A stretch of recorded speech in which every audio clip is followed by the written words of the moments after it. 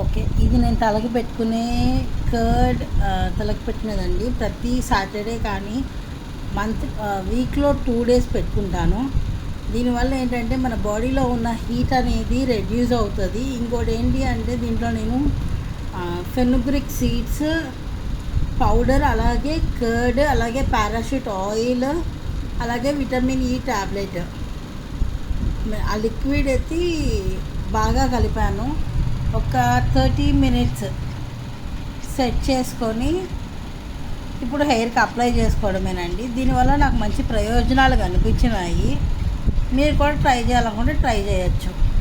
అలాగే దీంట్లో కొంచెం రోస్మెరీ వాటర్ ఒక 2-3 స్పూన్స్ నేనేం చేశాను, కొంచెం కలిపి దీన్ని తలకి పెట్టుకుంటే హెయిర్ అనేది ఫ్రీజీ కాకుండా బాగుంటుంది.